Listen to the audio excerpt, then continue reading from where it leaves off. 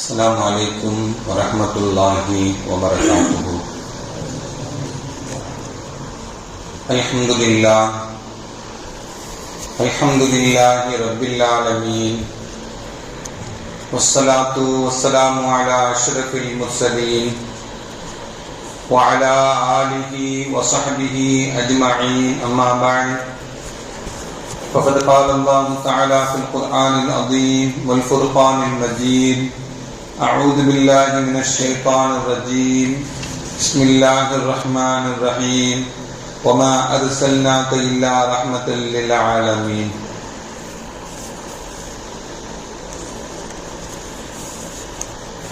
رب اشرح لي صدري ويسر لي أمري واحلل عقدة من لساني يفقهوا قولي. اللهم صل على سيدنا محمد، اللهم صل عليه وسلم. கண்ணியத்திற்கும் மரியாதைக்கும் உரிய அல்லாஹ்வின் நல்லடியார்களே, அருமையான சகோதர பெருமக்களே, அருமநாயகம் முஹம்மது ஸல்லல்லாஹு அலைஹி வஸல்லமுடைய பாக்கியம் நிறைந்த நல்லும்மத்துமார்களே, அருமையான பெருமக்களே, எந்த விஷயத்தை கேட்கிறோமோ அந்த விஷயத்தின்படி அமல் செய்யக்கூடிய பாக்கியத்தினையும், கேட்ட விஷயங்களை பிறருக்கு எத்தி வைக்கக்கூடிய பாக்கியத்தினையும் அல்லாஹ் நம் அனைவருக்கும் வழங்கிடுவானாக. நம்முடைய வாழ்நாட்களை அல்லாஹ் ஆரோக்கியமான வாழ்நாட்களாக ஆக்கி தருவானாக. மருத்துவமனைகளுக்கு செல்லாத காலங்களாக ஆக்கி தருவானாக. மருத்துவமனை செலவினங்களிலிருந்து அல்லாஹ் நம் அனைவரையும் முழுமையான முறையில் பாதுகாப்பானாக. எல்லா விதமான ஆபத்துகள், விபத்துகள், பலாய் முசீபத்துகள், பரவக்கூடிய தொற்று நோய்கள், அனைத்து விதமான பாவ செயல்களிலிருந்தும் அல்லாஹ் நம் அனைவரையும் முழுமையான முறையில் பாதுகாத்து நிம்மதியான, அமைதியான, ராகத்தான, சந்தோஷமான, மகிழ்ச்சியான வாழ்க்கை இந்த உலகத்திலும் நாளை மறு உலகத்திலும் அல்லாஹ் அளவில்லாமல் வழங்கிடுவானாக. நம்முடைய ஹலாலான ஹாஜத்துகள் அனைத்தையும் அல்லாஹ் நிறைவேற்றி தந்தருள் புரிவானாக. நபிகள் நாயகம் ஸல்லல்லாஹு அலைஹி வஸல்லம் அவருடைய அன்பையும் அன்பிற்கும் ஷஃபாஅத்திற்கும் உரித்தானவர்களாக அல்லாஹ் நம் அனைவரையும் ஆக்கி அருள் புரிவானாக என்று இந்த நல்ல நேரத்தில் துஆ செய்து துவங்குகிறேன். அருமையானவர்களே,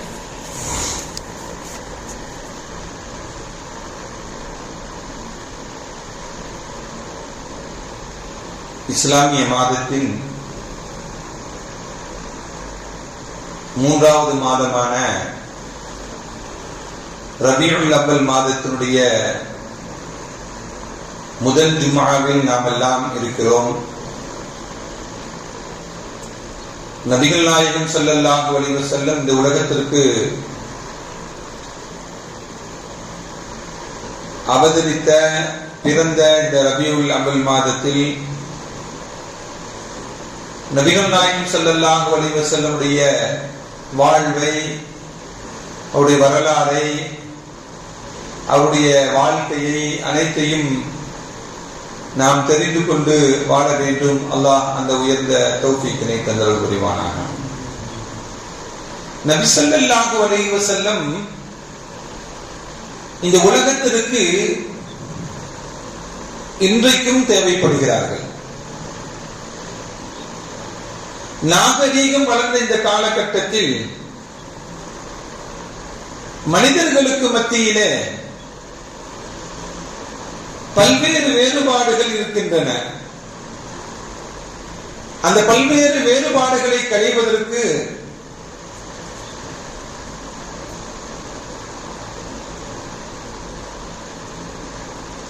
நபிகள் நாயகம் ஸல்லல்லாஹு அலைஹி வஸல்லம் உடைய வழிகாட்டுதலில் நமக்கு நல்ல வெற்றியும் இருக்கிறது. இஸ்லாத்தினுடைய பார்வையில் மனிதர்கள் 2 வகையினர் தான். ஒன்று ஆண், இன்னொன்று பெண். இதை தாண்டி எந்த பிரிவுகளும், எந்த உயர்வுகளும், எந்த தாழ்வுகளும் மனிதனுக்கு மத்தியில் இஸ்லாத்தினுடைய பார்வையில் கிடையாது. சட்டம் என்றால் எல்லோருக்கும் ஒரே சட்டம் தான். உயர்ஜாதியினருக்கு ஒரு சட்டம், கீழ் ஜாதியினர், அந்த சட்டங்கள் எல்லாம் இஸ்லாத்தில் கிடையாது. அது ஆணாக இருந்தாலும் பெண்ணாக இருந்தாலும் எல்லோருக்கும் சமமான அமல்கள் செய்தால் சமமான உயர்வான அந்தஸ்துகள் தான் நாளை மறுமை நாளையில் கிடைக்கும். அல்லாஹ் திருக்குர்ஆனிலே சொல்லி காட்டுவார், وَمَن يَعْمَلْ مِنَ الصَّالِحَاتِ مِنْ ذَكَرٍ أَوْ أُنثَىٰ وَهُوَ مُؤْمِنٌ, ஆணோ பெண்ணோ அவங்க மூமினாக இருந்து நல்ல அமல்கள் செய்தாங்கன்னா فَأُولَٰئِكَ يَدْخُلُونَ الْجَنَّةَ, அவங்க சொர்க்கத்துக்கு போவாங்க. ஆணோ பெண்ணோ அவர்கள் மூமினாக இருந்து நல்ல அமல்கள் செய்தாங்கன்னா ரெண்டு பேரும் என்ன பண்ணுவாங்க? சொர்க்கத்துக்கு போவாங்க. எல்லோருக்கும் ஈக்குவலான நிலைப்பாடுகள் தான் மார்க்கத்தில் என்பதை இந்த திருக்குர்ஆன் வசனம் நமக்கு சொல்லி காட்டுகிறது. நபிகள் நாயகம் ஸல்லல்லாஹு அலைஹி வஸல்லம் அவங்க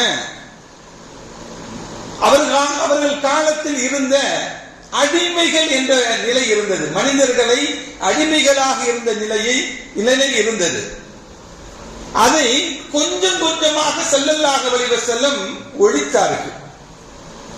ஒரு கட்டத்தில் அடிமை சந்தையே முழுமையாக ஒழிக்கப்பட்டது. எப்படியெல்லாம் சட்டங்கள் போட்டு அந்த அடிமை சந்தைகள் ஒழிக்கப்பட்டன அப்படின்னா, அது எடுத்தோடனே முழுமையாக ஒழிக்கப்படாமல் படிப்படியாக ஸ்டெப் பை ஸ்டெப்பாக அது குறைக்கப்பட்டது. உதாரணமாக, ஒரு மனிதன் ஒரு தவறு செய்து விட்டான். அந்த தவறுக்கு பரிகாரமாக நீ என்ன செய்யணும்? ஒரு அடிமையை உரிமை விட வேண்டும்.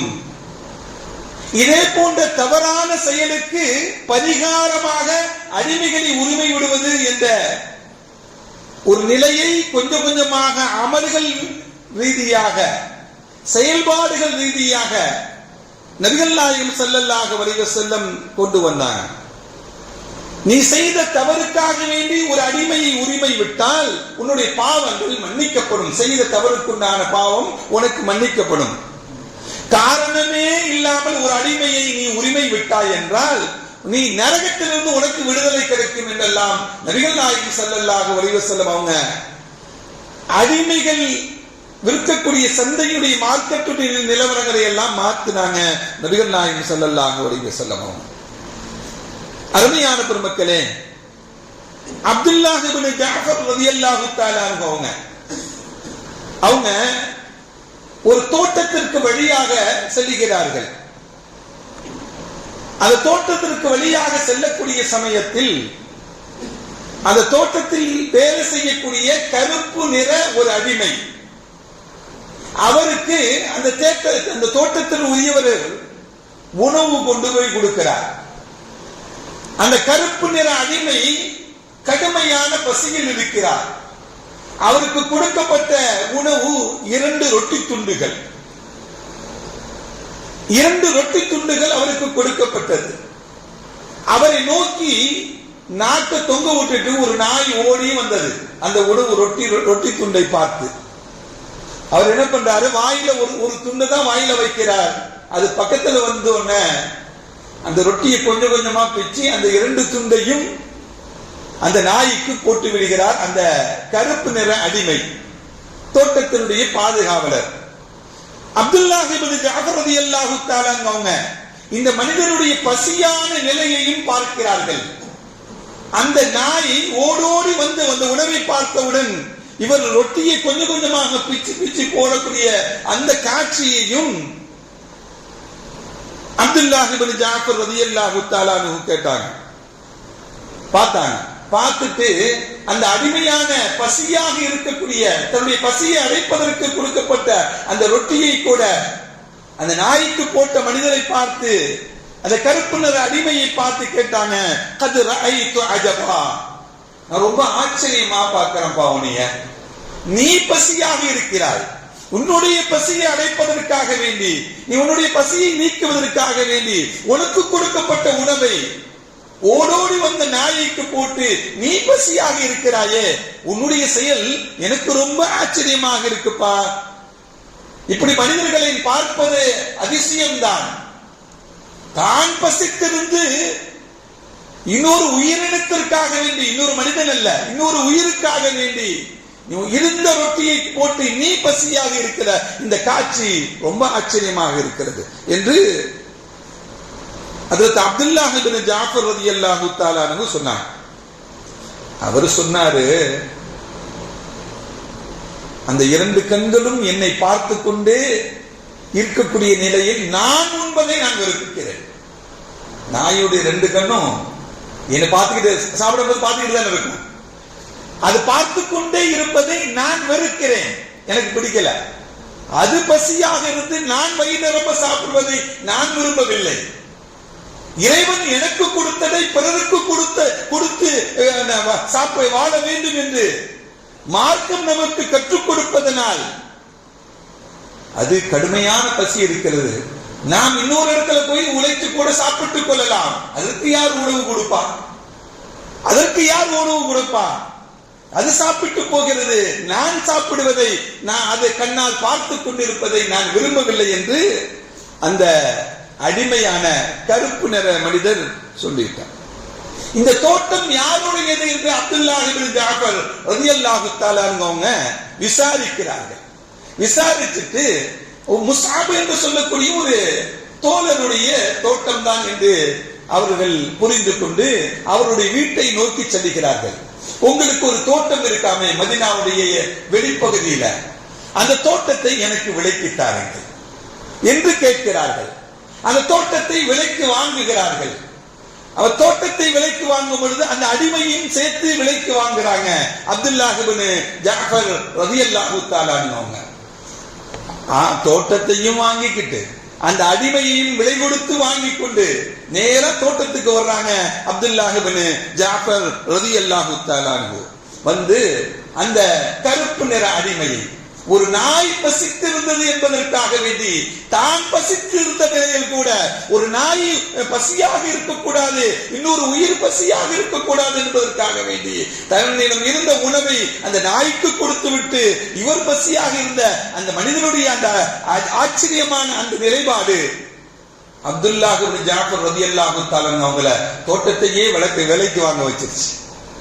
தோட்டத்தை விலைக்கு வாங்கிட்டு வந்து இந்த கருப்பு நிற மனிதரிடம், இந்த அடிமையிடம் வர்றாங்க. வந்து, நான் எங்கிருந்து வருகிறேன் தெரியுமா உனக்கு? தெரியாது. உன்னுடைய எஜமானுடைய வீட்டிலிருந்து வர்றேன். இந்த தோட்டத்தை நான் விலைக்கு வாங்கி விட்டேன். இந்த தோட்டத்தை மட்டும் வாங்கவில்லை, உன்னையும் விலை கொடுத்து நான் வாங்கிவிட்டேன் என்று சொன்னான். நீ தோட்டத்தை நான் வாங்கிவிட்டேன் என்று சொன்ன அல்ஹம்துலில்லாஹ், அல்லாஹ் உங்களுக்கு பரக்கத் செய்யட்டும் என்று அந்த அடிமை சொன்னான். உன்னையும் விலை கொடுத்து நான் வாங்கிட்டேன்ப்பா அப்படின்னு சொன்ன பொழுது அவர் சொன்ன அடிமை சொன்னா, நீங்கள் என்னை பார்க்கக்கூடிய நிலையெல்லாம் உங்களுக்கு மகிழ்ச்சி ஏற்படட்டும். ஏன்னா ஒரு வேலையை பார்த்தோன்னே கோபம் தான் படுவாங்க. அந்த வேலையை செய்யலையே, இந்த வேலையை செய்யல. நீங்கள் என்னை எப்பொழுதெல்லாம் பார்க்கிறீர்களோ அப்பொழுதெல்லாம் அல்லாஹ் உங்களுக்கு மகிழ்ச்சியையும் பரக்கத்தையும் அல்லாஹ் ஏற்படுத்தி கொடுக்கட்டும் என்று அப்துல்லாஹ் இப்னு ஜாஃபர் ரலியல்லாஹு தஆலா அவங்களுக்காக வேண்டி துஆ செய்கிறார். அப்படி துஆ செய்து முடிச்ச பிறகு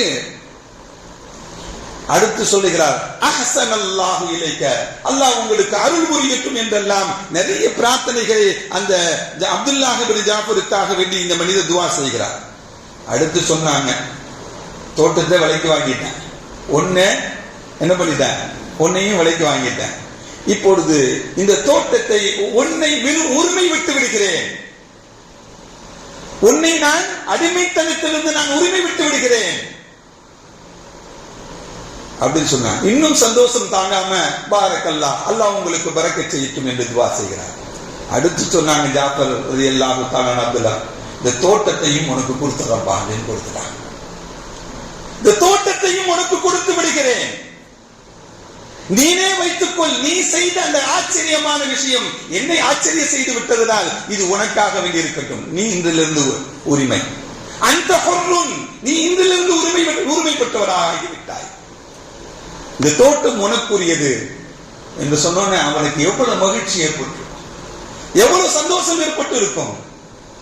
அந்த அடிமை என்ன பண்ணா தெரியுமா, நீங்கள் கொடுத்த இந்த தோட்டத்தை, நீங்கள் என்னை உரிமை விட்டதை நான் ஏற்றுக்கொள்கிறேன், இந்த தோட்டத்தை எனக்கு அன்பளிப்பாக கொடுத்தீர்கள் அல்லவா, இந்த தோட்டத்தை ஏழைகள் இல்லாதவர்களுக்காக இனி நான் வக்ஃப் செய்து விடுகிறேன், பொது உடைமையாக ஆக்கி விடுகிறேன். யாருக்கெல்லாம் வசதி வாய்ப்புகள் இல்லையோ அவர்கள் இந்த தோட்டத்தில் இருந்து பழங்களை சாப்பிட்டுக் கொள்ளட்டும், ஏழை எளியவர்கள் பயன்படுத்திக் கொள்ளட்டும் என்று பொதுமக்களுக்காக வேண்டி நான் வக்ஃப் செய்து விடுகிறேன் என்று அந்த ஏழையான ஒரு அடிமையான கருப்பு நிற மனிதனுடன் இருக்கக்கூடிய இந்த அழகான பண்புகள் எல்லாம் யாரிடம் இருந்து கிடைத்தது? யாரிடம் இருந்து கிடைத்தது? ஒரு மூமினுக்கு அல்லாஹ்வுடைய ரசூலிடம் இருந்து கிடைத்த அழகான நற்பண்புகள், அது அழகான வழிகாட்டுதல்கள். இது தனக்கு உண்பதற்கு இல்லாவிட்டாலும் பரவாயில்ல, ஒரு உயிர் வாழ வேண்டும் என்று நினைத்தவர், தனக்கு உதவியாக இருக்கும் என்று ஒரு தோட்டத்தை அன்பளிப்பாக கொடுத்த போது கூட எனக்கு தேவையில்லை, எத்தனையோ பேர்கள் உண்பதற்கு உணவில்லாமல் இருக்கிறார்கள், அவர்கள் பயன்படுத்திக் கொள்ளட்டும். இப்படி அற்புதமான நல்ல குணமுடையவர்களை எல்லாம் இந்த உலகத்திற்கு நபி ஸல்லல்லாஹு அலைஹி வஸல்லம் அவர்கள் இந்த உலகத்திற்கு உருவாக்கி கொடுத்தார்கள். இந்த நற்பண்புகள் எல்லாம் இந்த காலத்தில் வாழக்கூடிய மனிதர்களுக்கு தேவைப்படுகிறது. நபி ஸல்லல்லாஹு அலைஹி வஸல்லம் இந்த உலகத்தில் வாழக்கூடியவர்களுக்கு முன் நின்றார்கள் என்றால் எல்லோரும் அவர்கள் ஏற்றுக்கொள்வார்கள். அப்படி நற்பண்புக்குரிய ஸல்லல்லாஹு அலைஹி வஸல்லம் அவங்க இந்த உலகத்திற்கு ஏற்படுத்தி கொடுத்த நல்ல பண்புகள் இந்த நவீன காலத்து மனிதர்களுக்கும் நபி ஸல்லல்லாஹு அலைஹி வஸல்லம் அவருடைய வாழ்வு தேவைப்படுகிறது. அருமையான பெருமக்களே, நபி ஸல்லல்லாஹு அலைஹி வஸல்லம் வாழ்வை படிக்க வேண்டும், தெரிந்து கொள்ள வேண்டும், பிறருக்கும் எட்டி வைக்க வேண்டும் அப்படிங்கிற நிலையை நாம் உருவாக்கி கொள்ள வேண்டும். அருமையான பெருமக்களே, இப்படி நல்ல பண்புகளும் நல்ல செயல்பாடுகளும் நபித்தோழர்களிடமிருந்து ஸல்லல்லாஹு அலைஹி வஸல்லம் தோழர்களிடமிருந்து ஸல்லல்லாஹு அலைஹி வஸல்லம் அவர்களுடன் சேர்ந்து பழகிய நண்பர்களிடமிருந்து இந்த உம்மத்திற்கு இந்த உலகத்திற்கு கிடைத்த அற்புதமான நிகழ்வுகள். அருமையான பெருமக்களே, ஹஜ்ரத் அப்துல்லாஹ் இப்னு உமர் ரலியல்லாஹு தஆலா அன்ஹு, அப்துல்லாஹ் இப்னு உமர் மிக பெரும் கல்விமான், மிகப்பெரிய அறிவாளி. ஹஜ்ரத் உமர் ரலியல்லாஹு தஆலா அன்ஹு அவர்கள் பெற்றெடுத்த அருந்தவ புதல்வர் அப்துல்லாஹ் இப்னு உமர் மிகப்பெரிய கல்வி ஞானவான். ஹஜ்ஜுடைய காலங்கள் எல்லாம் ஒவ்வொரு வருஷம் ஹஜ்ஜுக்கு போவாங்க. காபத்துல்லாஹ்ல ஒரு சேர் போட்டு உட்கார்ந்துக்குவாங்க. எல்லாரும் அவங்ககிட்ட தான் போய் சட்டங்கள் கேட்பாங்க. ஹஜ்ஜுடைய சட்டங்களாக சரி, இஸ்லாமிய மற்ற சட்டங்களாக இருந்தாலும் சரி, வெளியூர்ல இருந்து வந்தவங்கள்ட்ட எல்லாம் என்ன பண்ணுவாங்க, எல்லோரும் அவர்களிடம் சட்டம் கேட்பாங்க. ஹஜ்ரத் அப்துல்லாஹ் இப்னு உமர் ரலியல்லாஹு தஆலா அன்ஹு அந்த அளவுக்கு மார்க்க ஞானத்தில் தேர்ச்சி பெற்றவர்கள், நல்ல அறிவாளியாகவும் வாழ்ந்தவர்கள். அவங்களுக்கு நூற்றுக்கணக்கான அடிமைகள் இருந்தாங்க, நூற்றுக்கணக்கான அடிமைகள் இருந்தாங்க. ஒரு நாள் வெளியூருக்கு சென்று விட்டு வீடு திரும்புகிறார்கள். நடு இரவு நேரத்தில் வீடு திரும்பக்கூடிய சமயத்தில் வீட்டினுடைய ஒரு பகுதியில அடிமைகள் தங்கி வைக்கப்பட்டிருக்கக்கூடிய அந்த பகுதியிலிருந்து குர்ஆன் ஓதக்கூடிய சப்தம் கேட்கிறது. அழகான குரலில் குர்ஆன் ஓதுகிறார் ஒருவர். நடுநிசி நேரம். யார் ஓதுரா அப்படின்னு சொல்லி மெதுவா உள்ள போய் பார்த்தா அடிமைகளில் ஒருவர் உட்கார்ந்து திருக்குர்ஆன் நடு இரவுல உட்கார்ந்து ஓதிட்டு இருக்கிறார். அவரை மட்டும் கூப்பிட்டு, அப்துல்லாஹ் உமர், உங்க பேர் என்ன, நீங்க எந்த ஊரை சார்ந்தவங்க எல்லாத்தையும் விசாரிச்சுட்டு, தன்னுடைய அடிமைதான் விசாரிச்சுட்டு சொல்றாங்க, இந்த அழகிய குர்ஆன் ஓதிய உங்களை இன்றிலிருந்து அந்த உங்களை சுதந்திரமாக ஆக்கிறேன், அடிமைத்துவத்திலிருந்து நான் என்ன பண்றேன், உங்களை விடுதலை செய்கிறேன் என்று அப்துல்லாஹ் இப்னு உமர் ரலியல்லாஹு தஆலா அன்ஹு அவங்க இது பண்ணாங்க. அவர் உரிமையான உடனே அவங்களோட சேர்ந்து அடிமைகள் எல்லாம் இருப்பாங்கல்ல, அவங்கள்ட்ட என்னுடைய எஜமானன் என்னை உரிமை விட்டு விட்டார் என்று எல்லாத்திலையும் ஹாப்பியா மகிழ்ச்சியா சொல்லிட்டு கிளம்பும் பொழுது, எதுக்காக உங்களை உரிமை விட்டாங்க, எங்களெல்லாம் உரிமை விடலையே, உங்களுக்கு மட்டும் உரிமை விட்டுவதற்குண்டான காரணம் என்ன?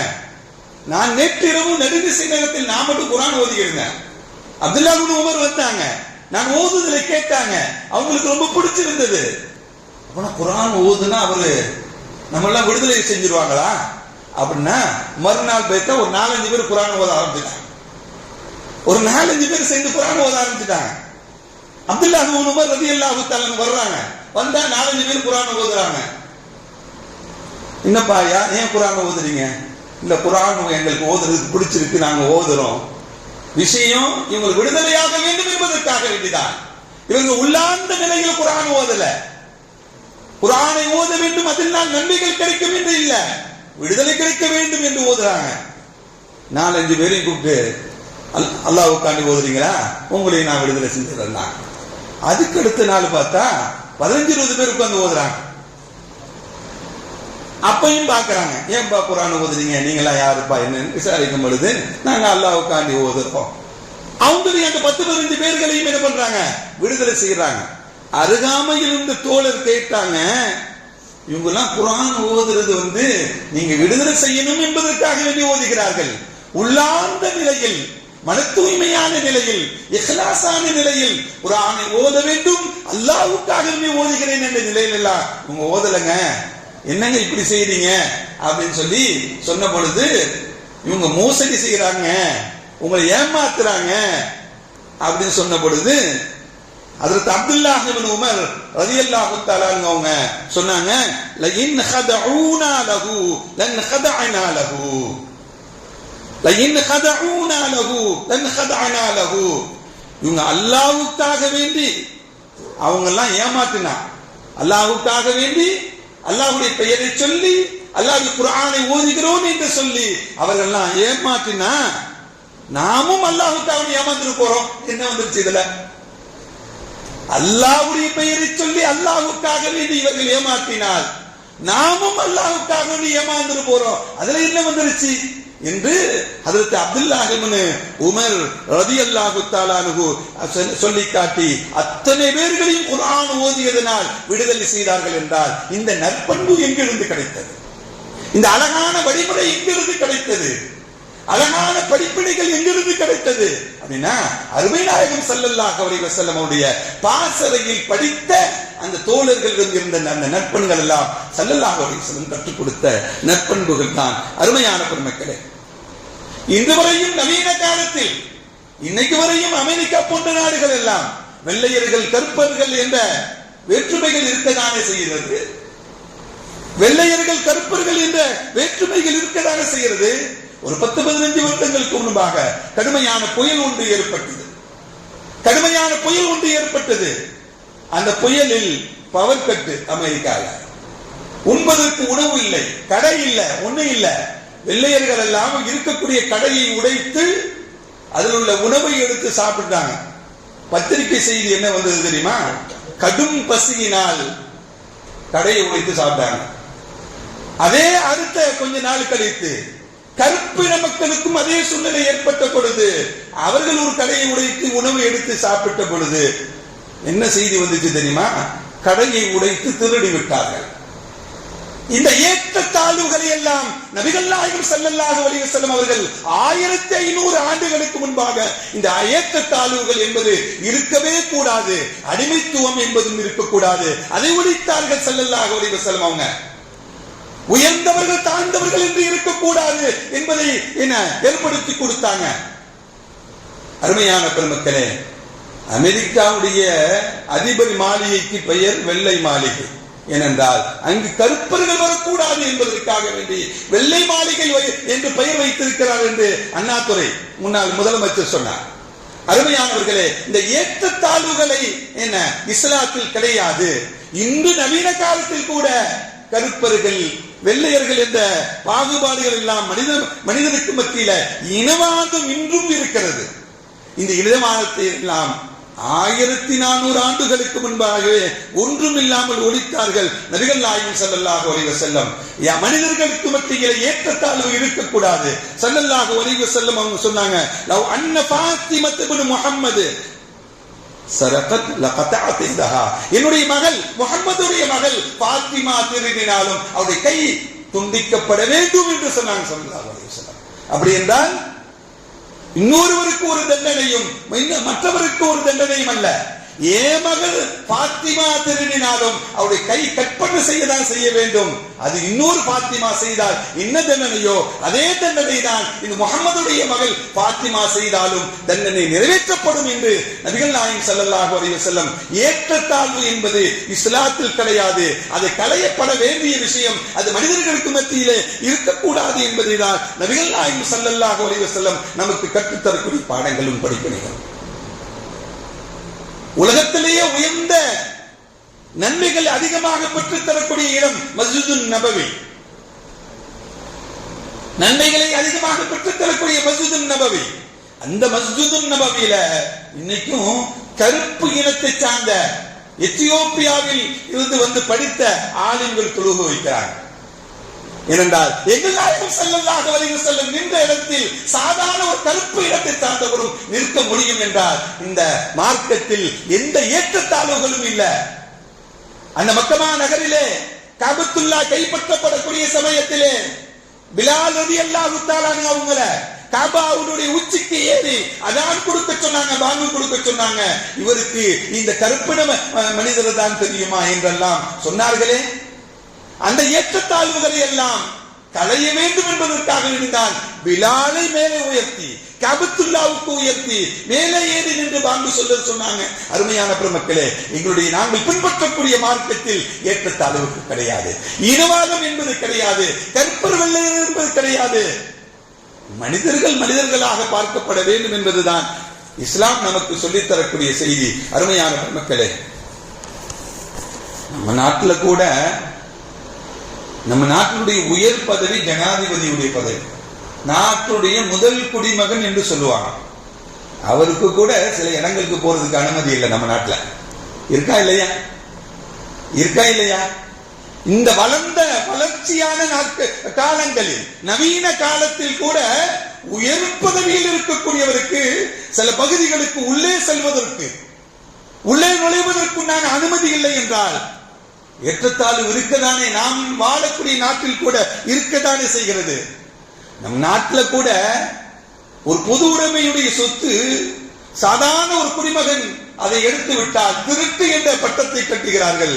ஆனால் உயர் வகுப்பை சார்ந்தவர்கள் அதுல கை வச்சுட்டா இருக்கக்கூடிய பொருள் இருந்து குறைஞ்சிருச்சுன்னு சொல்லி சொல்றான். இருக்கக்கூடிய பொருள் இருந்து குறைவு ஏற்பட்டு விட்டது. ஆனால் சாதாரண குடிமகன் அந்த செயலை செய்தால் என்ன சொல்றாங்க? திருட்டு பட்டம் கட்டுறாங்க. இப்படி ஏற்றத்தாழ்வுகள் இன்றும் நாம் வாழக்கூடிய நாடு அல்ல, உயர்ந்த நாடான வளர்ந்த நாடு என்றெல்லாம் சொல்லக்கூடிய அமெரிக்கா, இங்கிலாந்து போன்ற நாடுகளிலும் இந்த வேறுபாடுகள் இன்று வரையும் இருக்கத்தான் செய்கிறது. இதையெல்லாம் களைவதற்கு யாருதான் வேண்டும்? எங்கள் நாயகம் ஸல்லல்லாஹு அலைஹி வஸல்லம் வேண்டும். அவருடைய வாழ்வு வேண்டும், அவருடைய வழிமுறை வேண்டும். அந்த வாழ்வும் வழிமுறையும் இருந்தால் இதெல்லாம் இந்த ஏற்றத்தாழ்வுகள் எல்லாம் களையப்படும் என்பதுதான் அருமையான பெருமக்களே நாம் விளங்கிக் கொள்ள வேண்டும். உமர் ரலியல்லாஹு தஆலா சொன்னாங்க, தன்னுடைய மரண தருவாயின் பொழுது தான் மரண தருவாயின் பொழுது 6 நபர்களை நியமித்தாங்க. எனக்கு பிறகு யாரு கலீஃபாவாக வர வேண்டும் என்பது இந்த 6 நபர்கள் முடிவு செய்வாங்கன்னு சொன்னாங்க. உமர் ரலியல்லாஹு தஆலா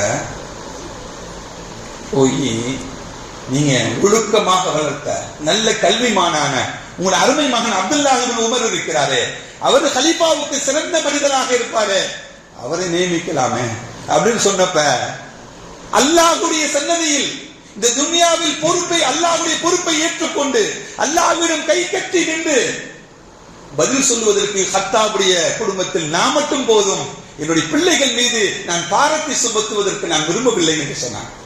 அந்த உமர் ரலியல்லாஹு தஆலா சொன்னாங்க, தன்னுடைய மரண தருவாயில் பொழுது அந்த 6 பேர்களை நியமிக்கும் போது சொன்னாங்க, இப்பொழுது மட்டும் சாலிம் மௌலா அபூ ஹுதைஃபா இருந்தால், அபூ ஹுதைஃபாவுடைய அடிமையான சாலிம் மட்டும் இப்படி உயிரோடு இருந்தார் என்றால் எனக்கு பிறகு கலீஃபாவாக அந்த சாலிம் மௌலா அபூ ஹுதைஃபா தான் நான் நியமித்திருப்பேன்.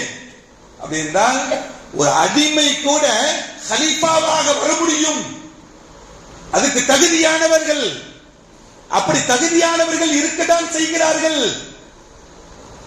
என்றெல்லாம் ஹஜ்ரத் உமர் ரலியல்லாஹு தஆலா சொல்லி காட்டினாங்க. அப்படின்னா எல்லா இடங்களுக்கும் இப்ப என்ன பண்ண முடியாது, எல்லா மனிதர்களுக்கும் வர முடியாது தானே.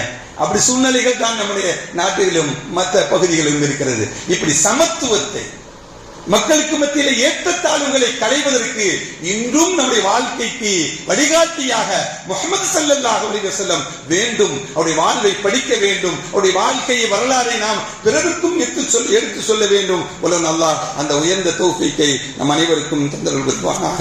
வ ஆகிரு தஅவானா அல்ஹம்துலில்லாஹி ரப்பில் ஆலமீன். அஸ்ஸலாமு அலைக்கும் வ ரஹ்மத்துல்லாஹி